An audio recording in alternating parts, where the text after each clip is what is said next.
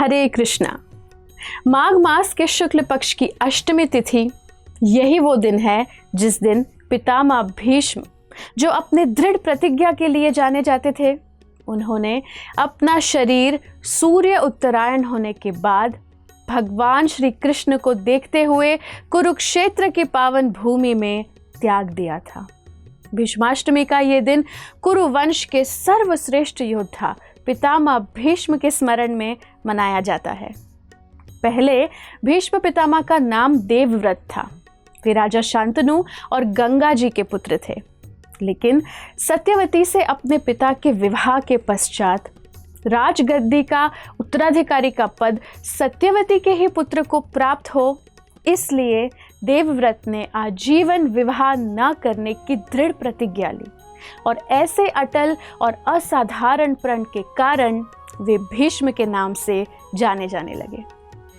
अपने पुत्र के इस निस्वार्थ त्याग से अति प्रसन्न होकर महाराज शांतनु ने भीष्म पितामह को इच्छा मृत्यु का वरदान दिया और अपने इसी वरदान के कारण महाभारत के युद्ध के समाप्ति से लेकर महाराज युधिष्ठिर के राज्य अभिषेक तक अर्जुन के तीव्र बाणों की शैया पर लेटे भीष्मदेव जीवित रहे।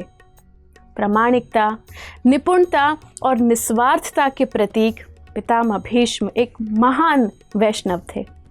वे परम पुरुषोत्तम भगवान श्री कृष्ण को पूर्ण रूप से समर्पित थे।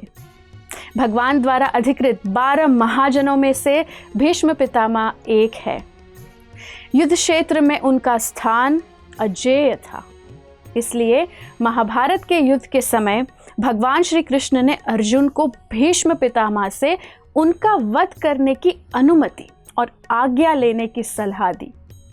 इस पर भीष्म ने पांडवों को सहर्ष अपनी ही मृत्यु का रास्ता बतलाया। युद्ध भूमि में बाणों की शैया में लेटे हुए उन्होंने महाराज युधिष्ठिर को राज्य संचालन के बहुत महत्वपूर्ण शिक्षाएं दी थी। भीष्म पितामह भगवान श्री कृष्ण के अनन्य भक्त थे, जिस कारण भगवान ने महाभारत के युद्ध में शस्त्र न उठाने का प्रण अपने प्रिय भक्त भीष्म के लिए तोड़ दिया।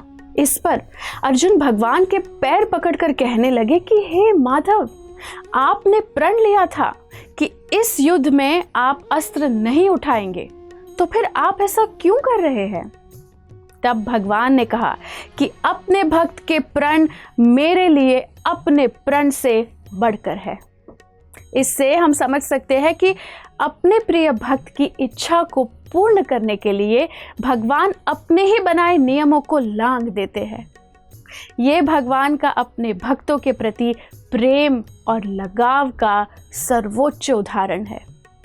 इस प्रकार भीष्माष्टमी के दिन अंत में समाधान, कृतज्ञता और पश्चाताप की भावना से भरे मन को भगवान के स्मरण में लगाकर भीष्मदेव ने अपनी इच्छा से अपने प्राण त्याग दिए।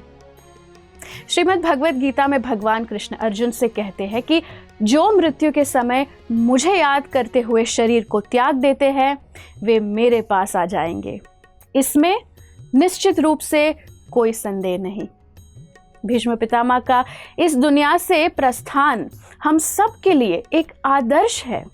जीवन की उत्कृष्टता मृत्यु से बचने में नहीं, बल्कि अंतकाल में भगवान का स्मरण और अपना चित्त पूरी तरह से सिर्फ भगवान में केंद्र करने में है, जिससे जीवन मृत्यु के इस कभी न खत्म होने वाले चक्कर से हम हमेशा के लिए मुक्त होकर भगवत धाम प्राप्त कर सके।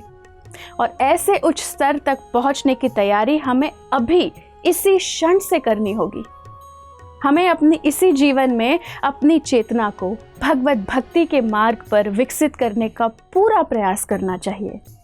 आइए भीष्माष्टमी के दिन भीष्म पितामह की अलौकिक, अनुकरणीय और प्रेरणादायी भक्ति के आदर्श बनाकर अपने जीवन का प्रत्येक क्षण भगवान को स्मरण करते हुए उनकी प्रेममयी सेवा में लगाए।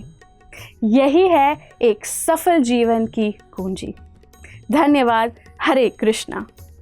ऐसे ही और भक्तिमय कार्यक्रमों के लिए देखिए हरे कृष्णा टेलीविजन और इसे प्राप्त करने के लिए आप अपने केबल अथवा DTH ऑपरेटर से संपर्क करें तथा और अधिक जानकारी के लिए आज ही डायल करें 7666 839 839।